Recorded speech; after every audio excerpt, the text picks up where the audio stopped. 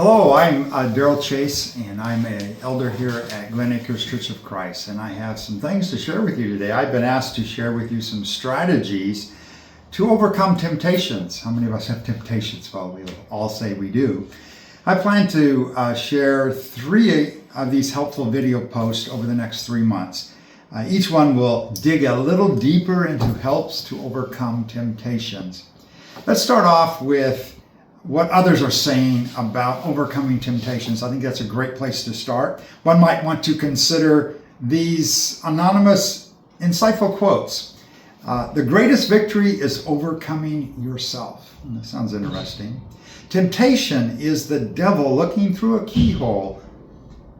Resist the temptation to give in. Your future self will thank you. Here's another one from the Chinese proverb that says, you can't stop the birds from flying overhead, but you can stop them from nesting in your hair. You know, the more you resist temptation, the stronger you become. Last one that was shared with us is that temptations often come in the form of choice. You know, I feel that to find inspiration for overcoming temptation, one needs to consider more than just good sayings, like these anonymous people have shared with us. And I think we need to consider what the Bible has to say rather than just these thoughtful sayings. I find more strength to succeed when I do this in overcoming temptation. And so I want you to consider some quotes. And so I'm going to share with you 7 or 8 quotes right out of the scripture, like scripture speak, okay? And maybe you can memorize these as well. The first one's in 1 Corinthians chapter 10, verse 13. It says this, God is faithful. He will not let you be tempted beyond what you can bear. Doesn't that sound what you really need? He's not going to let you be tempted beyond what you can bear. James chapter 1:12 says this, blessed is the one who perseveres or remains steadfast under trial, because having stood the test, that person will receive a crown of life.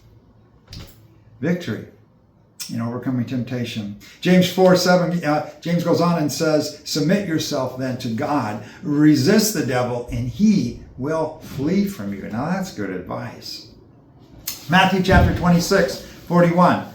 Matthew says, watch and pray so that you will not fall into temptation. And really, that's Jesus speaking to Matthew and the rest of the disciples. And there in the garden, he says, watch and pray so that you will not fall into temptation. For the spirit, your spirit is willing, but your flesh, the flesh is weak. Galatians 5:16, Paul says, walk by the Spirit, and you will not gratify the desires of the flesh.